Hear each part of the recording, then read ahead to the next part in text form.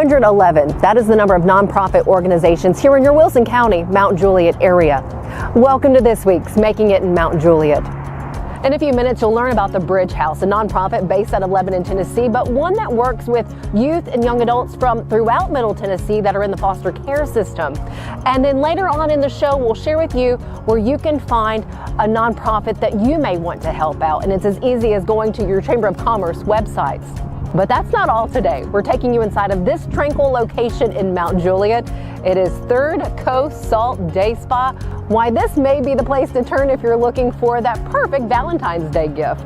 Your host, Chamber President Mark Hinesley, is also making a visit to Mount Juliet's new Buddy Bridge. He'll introduce us to the couple with the idea for the Buddy Bridge and why they hope that this is the perfect place for you to remember your beloved pet. Stick with us, we'll be right back. Let's face it, buying a vehicle should be straightforward and stress-free, and that's exactly how Two Rivers Ford has been doing business for decades. This locally owned dealership has a non-commissioned sales team whose only focus is to find you the right vehicle at the right price without the pressure. So you'll actually have a fun car buying experience. Great prices, easy financing, and a non-commissioned sales team. Two Rivers Ford, the South's most trusted Ford dealer. Join Busy Bee's Beehive Club today. Priority service, routine maintenance, year-round comfort. Right now, buy this year and get next year free. Busy Bee, where you'll always be more than satisfied. Hello, Mark Hinesley with the Mount Juliet Chamber of Commerce. Thanks for tuning in to Making It in Mount Juliet. We're glad you're with us today. Today we have a special guest. I'm with Sherry Arnold.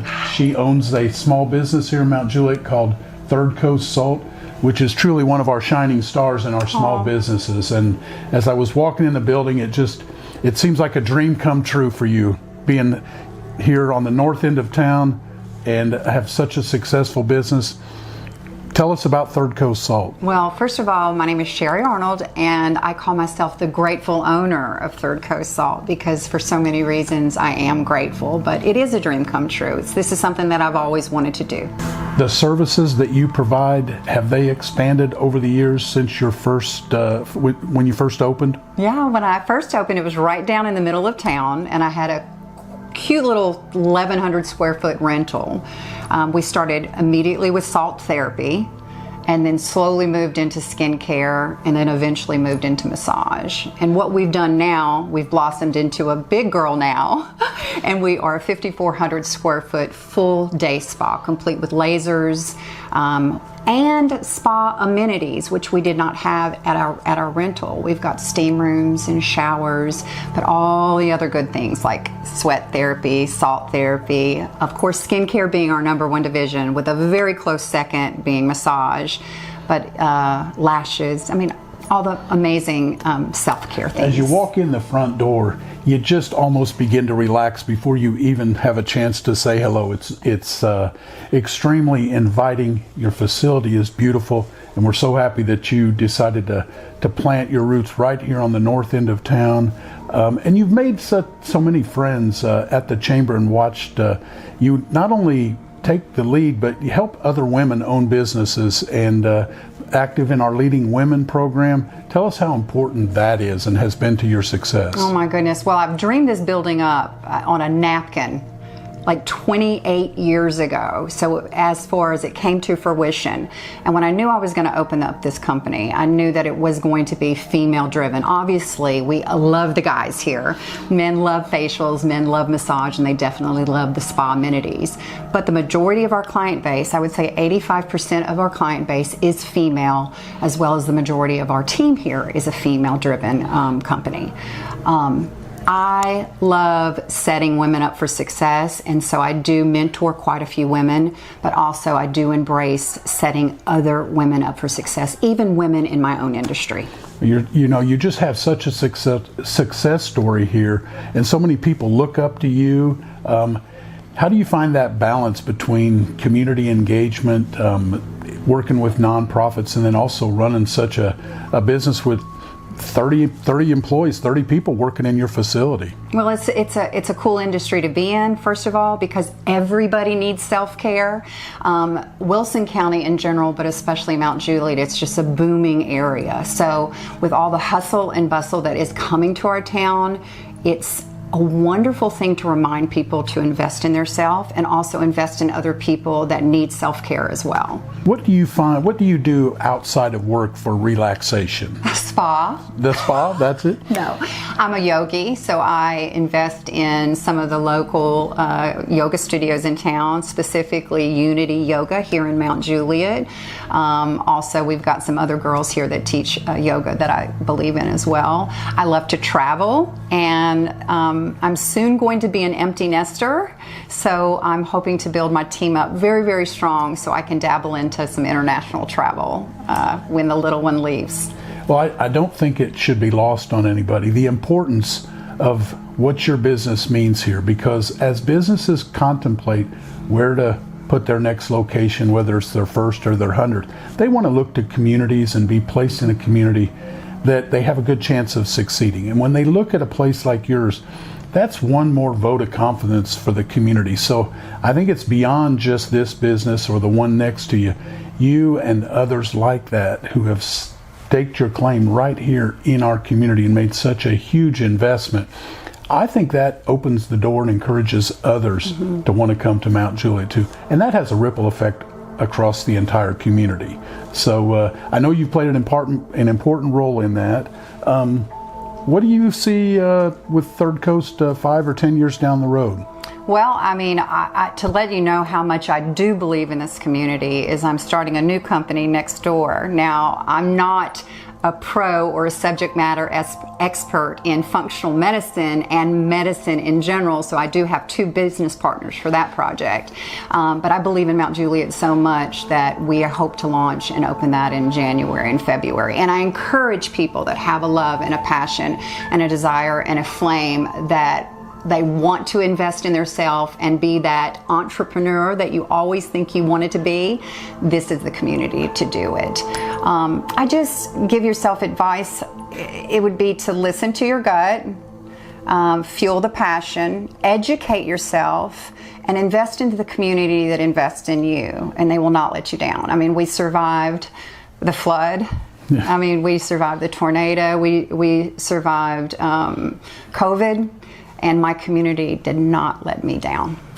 You know, with the success of your business and now opening another business, do the majority of your clients come from, you know, at least our community, not too far away? The majority is our community. So when we run reports and data and we do research to figure out like who is our client base, it is this zip code. Now we do have a few people that do visit us from Lebanon. Also Donaldson, and obviously we do have people that find out about us from the full day spa concept from other areas. Also, since Nashville is such a popular destination for bachelorettes and gatherings like that, when they do research on day spa experiences, we pop up and we do get a lot of that business too. When you get a chance to meet a new client or somebody who maybe has just moved here, how did they find out about you most likely? Referral mostly. They're neighbors. We have an impeccable reputation with our client base. We don't want anyone to leave unhappy.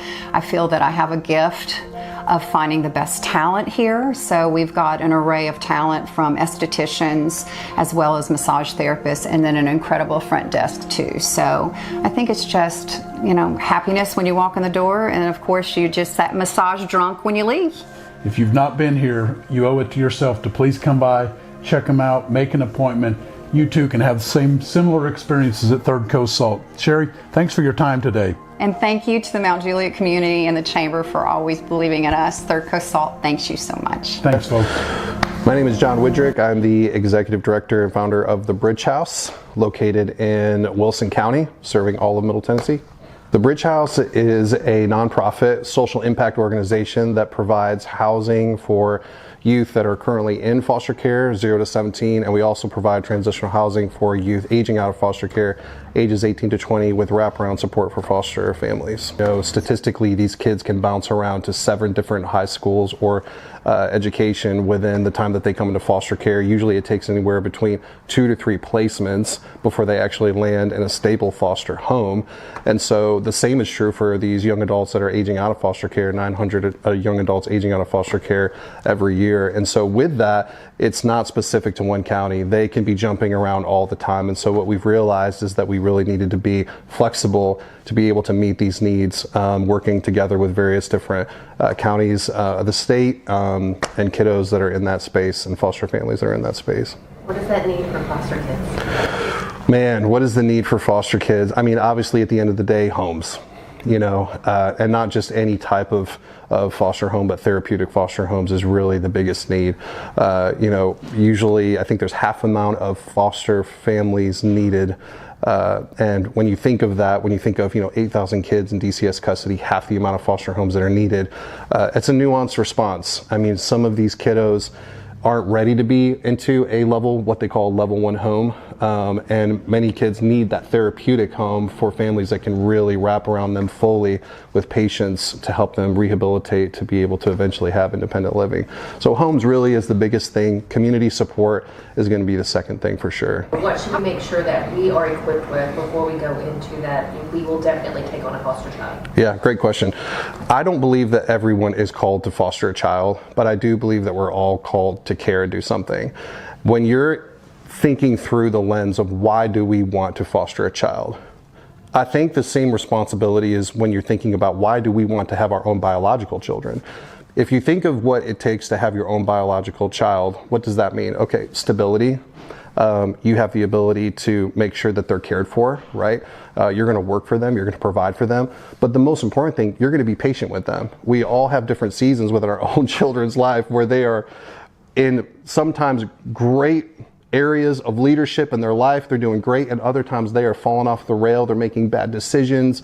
And do we abandon them at that point? No, of course not, because they're our children. So we continue to walk through them and coach them and get them the help that they need so that they can thrive and have independent lives of their own. The same is true when you're when you say to yourself, we want to foster a child. That same level of commitment has to be there, because if you end up adding to the statistic of disruption where you say, okay, we're going to bring this child in, oh yeah, this didn't work, now they're leaving again. That happens all the time, because I think a lot of times the foster family didn't do their due diligence of really asking themselves, are we called to this? What do we need to do to be prepared for this? So it's a slow burn.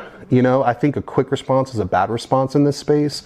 It's very easy to hear a conversation like this or a video or something and get emotionally engaged. We say, oh, we want to be foster parents. That would be amazing. And I think to slow it down and just think of the slow burn with it, getting information, talking through it, make sure both spouses are on board with it, the family's on board with it. We always say to people that want to foster, if you already have biological children, include them in that conversation. Not just, hey guys, this is what we're going to do, you need to be part of it. But hey, how do you all feel about this? And the 18 to 20 is a population of young adults that I am so passionate about.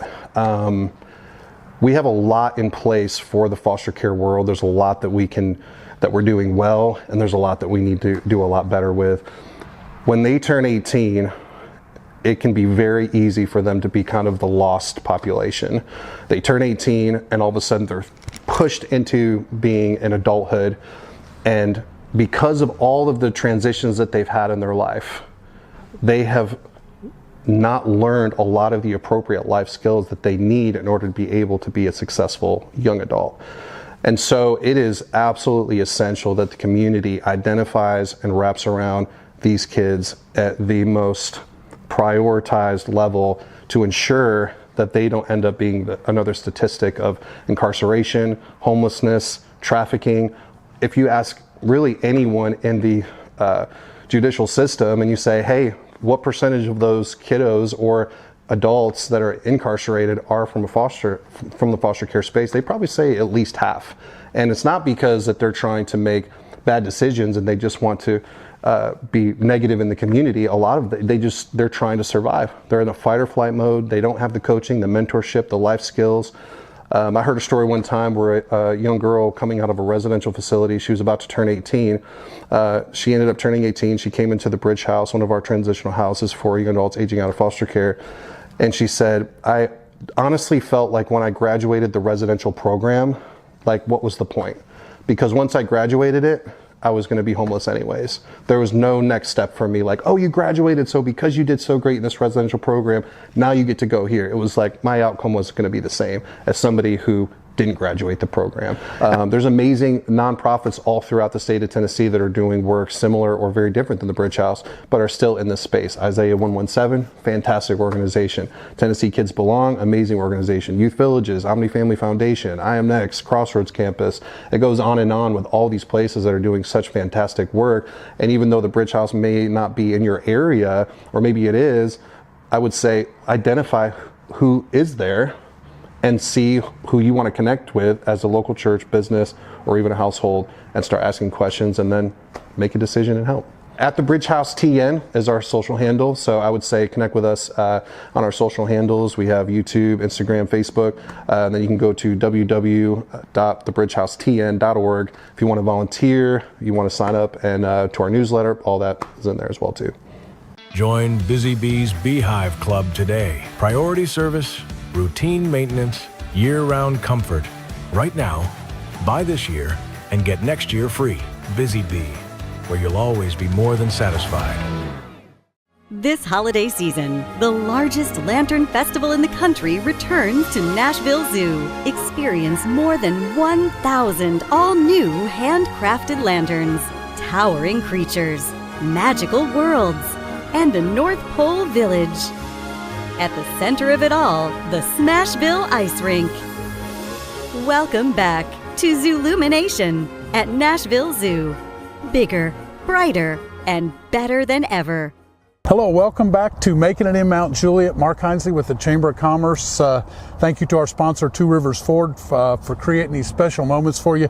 You're going to love today's program. With me is my good friend Chip Bailey and his wife Ann, and we are here to talk about the Buddy Bridge. Now you might be wondering, what is the Buddy Bridge?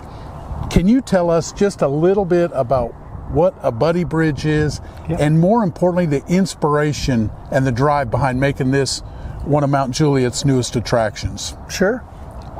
Do you want me to talk about it? Sure. All right. Chip's going to share some information with us. So we had a little dog Buddy, and he was wonderful. And he passed away, unfortunately, unexpectedly, and it broke our hearts. It really was hard on Mama. And so she was looking for a place to, a way to honor him. And she did some internet searching, and she found a little bridge in North Carolina where they had built a rainbow bridge, a physical rainbow bridge, for the people of the town to bring collars of their pets that had crossed over and attach them and have a way to memorialize them and to honor them, a place to visit and kind of grieve and heal. And so she put that out on Facebook. People loved the idea. Tina Hudson-Pillar got involved. She said we should promote it through the Parks Department, and we did. The city jumped in behind us, and that was the beginning of the Buddy Bridge. You probably had a lot of, once people got word about this, probably a lot of folks that wanted to participate in some way or another. Yeah. What about things like, the wood and things like that? Were other community partners engaged with you as well? Absolutely. Brett Johnson, a manager over at Mount Juliet Lowe's, he jumped in with us, and they partnered with us on the materials. TriStar Volleyball donated. The Veterans Club of Del Webb donated. Jay Skillian Construction, he helped me build it. He put a lot of technical know-how into it. And then my son Jack put a lot of sweat into it. And then Sign Central provided all this beautiful signage, and they comped it. And so they saved us some money, and they helped tremendously. Well, that's wonderful. As we stand here today, it's a somewhat chilly Thursday, January 22nd. Yeah. We'll see if it holds up to a foot of snow. They're calling for a foot of snow for us. But what kind of traffic do you see, or how well has this been received by the community, those folks that know about it? So far, so good. You know, we built it at a dog park, so it's for pet people. During the process, it was a long process of grading the ground and lining everything out and getting everything right. People would come up and ask, what's this about? And we would tell them, and so far everyone has loved it. We've got over a dozen collars already on the bridge, and the people that we have seen that we've talked to have said this is a wonderful idea, 100% her idea. And Credit where credit's due. Yeah, absolutely. And we're very thankful that she came up with the idea and then said, you go build it. Well, we often talk about the many wonderful things in our community, and everybody's attracted to a community for various reasons, but this is just one more thing that makes maybe our community, we're kind of making it in Mount Juliet thanks to people like you who have a dream, they see something in a need, then they kind of get the resources and the people together and kind of make it a reality. I'm going to guess that the people that come out here, this is a sanctuary and almost sacred ground for some of them. So you have built-in watchers, people that are going to watch the property and watch the, and kind of look out for each other, I would imagine. Yeah, I believe so. I think it's going to be unique. I think it's special. I think it'll help people heal, give them a place to come to visit their fur babies that have crossed over and remember the good times. When you come back after just less than a couple of months and you see more collars, how does that make you feel? It's wonderful. Is this when the Kleenexes come out? That's what I thought. Pretty much. I mean, we see Griffin and we see, Rex and we see Winston and Ragsy, and we know that every one of these pets, brought love to a family. Yeah. And our postal lady left us a note in our mailbox and said she had heard about the Buddy Bridge and that it meant so much to her because her little dog had passed a year ago. She still had the collar. She didn't know what to do with it. And it's right there. Oh, my. Right over there. Yeah. Well, located in Sellers Dog Park out off of Belinda Parkway. I want to congratulate you on receiving the Chamber's monthly Community Enhancement Award. Thank you very much. In January of this year. Maybe a small way to help bring some attention to it and recognize it. I'm sure that while you would hope that you wouldn't see any more collars, there are going to be more collars. So having a place to go is really pretty special to those folks. We had somebody walking out and said, I need a Kleenex. I mean, this is that means a lot to a lot of people. Yep. I will tell you, I think we're a better community because of the Bailey's engagement and involvement in the community. It seems like everything everything you touch is amazing. Well, we love Mount Juliet. We chose Mount Juliet and we have fit in here. We've been welcomed here and we love it. Our family has really flourished, and so if we can give back, we want to. Well, you can you love your community, and I think our community's loving you back. Thank you very much. I want to thank you both very much for making Mount Juliet a little bit more special than it was before. Thank you, sir. Thank you so much for what you're doing. Thank you for joining us today. Once again, thank you to Two Rivers Ford, Busy Bee. We couldn't do this without you. Thank you. Hope you'll join us for the next program as well. Ready? All right. 3, 2, 1, cut. Woo! Thank you all very much. You've all heard it before. You get what you pay for. Here at Busy Bee, we're not the cheapest. We're a premium service company. Don't take my word for it. Check out our reviews. 24/7 emergency service, top tier talent we hire for skill and for care, premium parts and equipment so the job lasts, and our more than satisfied promise from a local company that stands behind every job. Busy Bee, where all the buzz is about great service. We get up early to work hard. We're American made and Tennessee strong. We've been selling Ford trucks for over 40 years. We're Two Rivers Ford. Ford Truck Central. To learn more about nonprofits there in your area, visit either LebanonWilsonChamber.com or business.mjchamber.org. Thanks for joining us for Making It in Mount Juliet. We'll see you back here next week.